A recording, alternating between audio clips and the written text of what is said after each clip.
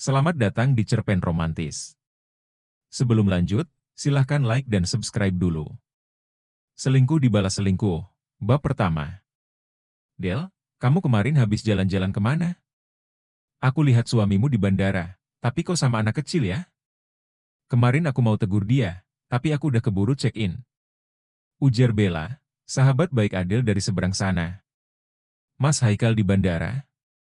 Sama anak kecil? Aku tidak pergi kemana-mana. Bel, mungkin kamu salah lihat. Kan kamu tahu sendiri, kita belum ada anak. Mas Haikal ke Surabaya ada proyek kantor. Jawab Adel memberitahu. Tapi, itu benar suami kamu deh, Del. Dia sama anak kecil laki-laki, kira-kira umurnya hampir tahunan lah. Dia juga sama wanita pakai kacamata hitam. Aku kira itu kamu, karena aku lihatnya dari kejauhan gitu. Kamu salah lihat kali, Bel. Aku nggak kemana-mana, mungkin sekretaris Mas Haikal kali, yang bawa anak mereka. Kan pergi rame-rame ke Surabayanya. Jawab Adelia, berusaha menenangkan hatinya. Karena sejauh ini, Haikal tak pernah berubah padanya. Perlakuannya tetap manis, dan Haikal juga tak pernah lagi membahas soal anak. Karena dia tahu, Adelia dalam masa pengobatan kistanya. Mungkin juga, Del. Jawab Bella menutup panggilan mereka. Perasaan Adelia mendadak tidak tenang. Apakah Haikal benar selingkuh darinya? Aku harus mencari tahu apa yang terjadi. Karena sudah ada dua orang yang melihat suaminya jalan dengan perempuan lain membawa anak. Batin Adel penuh dengan kekhawatiran. Yang pertama, Damian paman Haikal sendiri. Dan sekarang, Bella sahabatnya. Tahan, Del. Jangan emosi. Selidiki secara cantik. Jika benar, ambil semua aset yang sudah susah payah kamu bangun bersama lelaki itu. Batin Adel mensugesti dirinya sendiri. Adel menapakkan kaki di dekat sofa. Haikal menyadari keberadaannya, ia menyambut dengan tersenyum manis.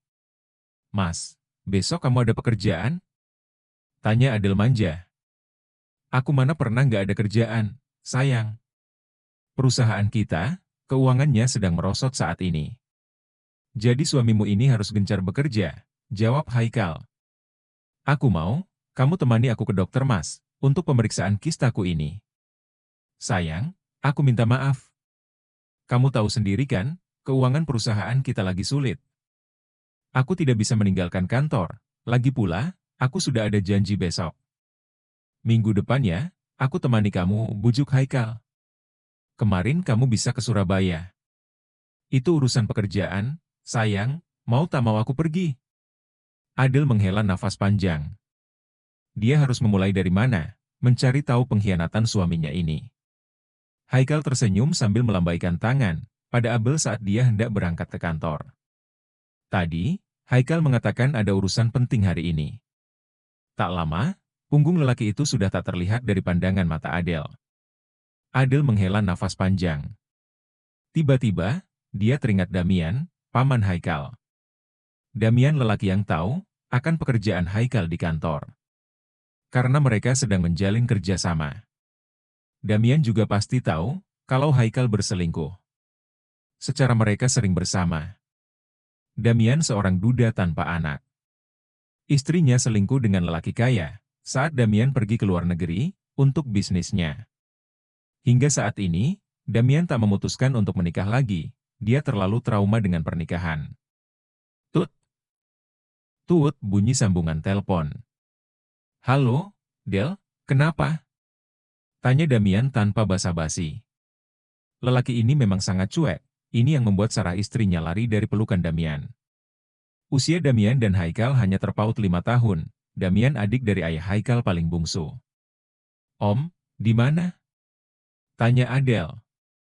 Mau berangkat ke kantor, jawab Damian. Bisa kita ketemu? Tanyanya. Om hari ini ada meeting di luar, Del. Nanti setelah Om selesai, baru kita bertemu, jawab Damian lagi. Damian awalnya dulu bukan lelaki kaya. Tapi, setelah ditinggalkan Sarah, Damian bertekad untuk menjadi lelaki sukses. Dia ingin menaklukkan dunia dengan kesuksesannya. Agar tak ada lagi perempuan yang bisa meremehkan dirinya. Oke, jawab Adele menutup ponselnya. Setelah bertemu Demian, Adele tak basa-basi lagi. Dia langsung mengutarakan niatnya. Om, ajari aku bisnis? Pinta Adelia tiba-tiba. Kenapa? Tanya Damian heran. Untuk jaga-jaga, di saat Mas Haikal mulai berpaling. Jawab Adele jujur. Hahaha. Haikal mencintaimu, Del, percaya itu. Om, kita tidak pernah tahu, takdir Tuhan ke depannya bagaimana. Kali ini aku mohon, Om ajari aku bisnis. Pinta Adele memohon, membuat Damian tidak tega kepada istri keponakannya ini. Menurut Damian, jika memang Haikal yang berkhianat, dia harus mendapatkan balasannya. Damian benci pengkhianat, karena dulu dia juga dikhianati. Tapi aku minta, jangan sampai Mas Haikal tahu, Om. Baiklah, mulai besok datang ke kantor Om. Jawab Damian tegas, dan langsung pergi. Awalnya, tadi Adele ingin bertanya pada Damian.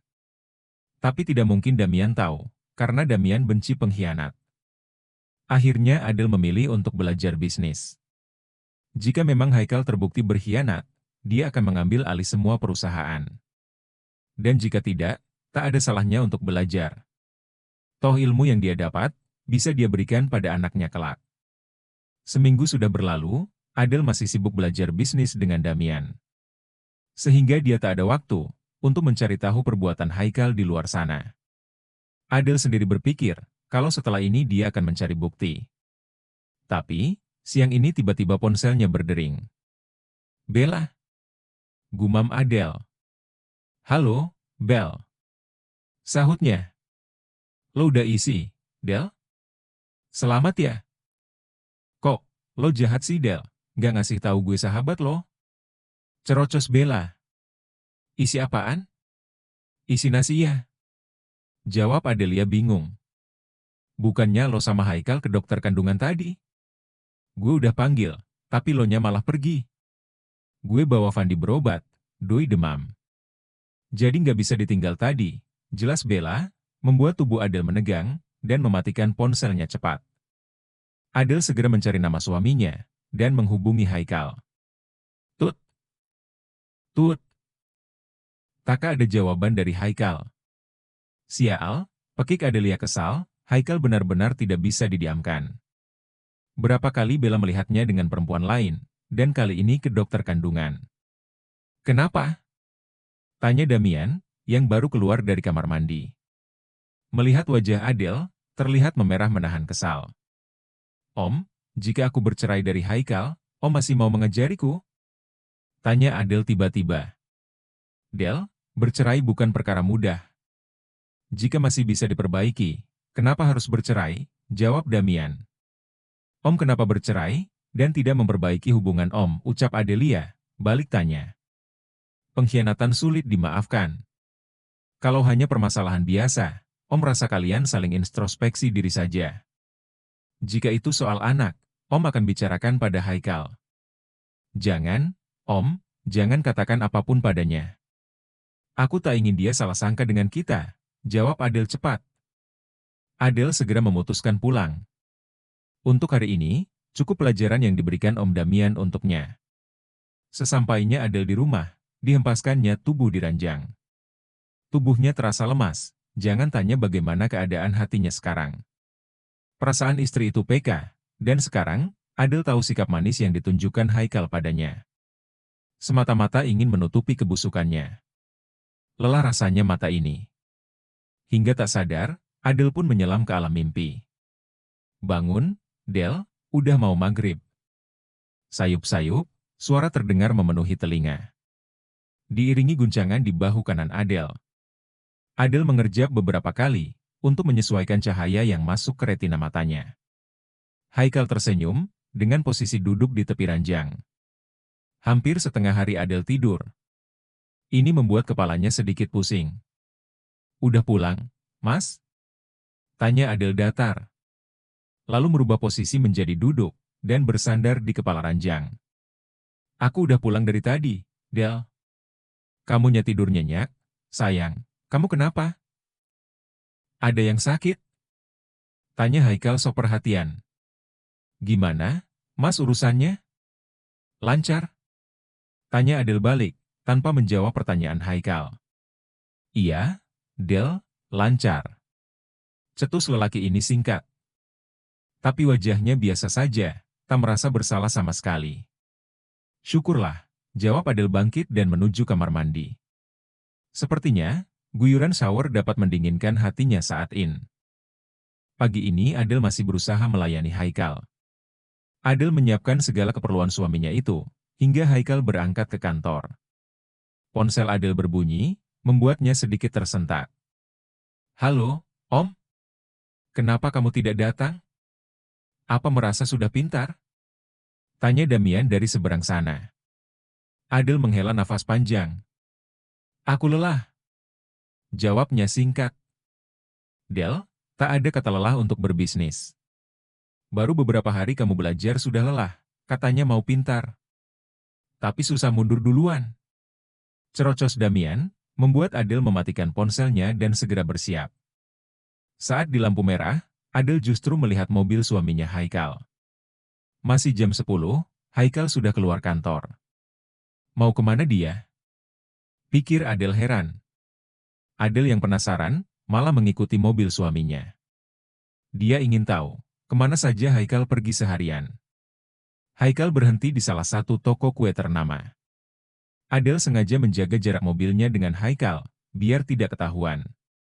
Tak lama, sosok lelaki yang sangat dikenalnya itu, keluar dari pintu kaca toko itu. Terlihat jelas, Haikal menenteng kantong plastik besar, bermerek toko kue tersebut. Siapa yang mau dijenguk Mas Haikal? Batin Adel menyelidik. Setelahnya, ia kembali masuk ke dalam mobil, dan melajukan mobilnya. Apakah ini yang dinamakan urusan? Mau dibawa kemana kue itu? Adel jadi semakin penasaran. Adel lanjut menginjak pedal gas pada mobilnya. Agar segera melesak membelah jalanan kota, dan tak tertinggal oleh Haikal. Baru beberapa ratus meter dari toko kue. Haikal berhenti lagi di sebuah toko mainan. Untuk apa dia ke toko mainan? Untuk anak siapa mainannya? Pikiran Adel makin sangat tak karuan. Pertanyaan demi pertanyaan dia lontarkan sendiri, dan dijawab sendiri. Akan diberikan kepada siapa? Dua benda yang barusan yang dibeli Haikal? Sabar Del, sabar. Tunggu semuanya berjalan, jangan gegabah. Batin Adel menenangkan diri sendiri. Berulang kali Adel menarik nafas.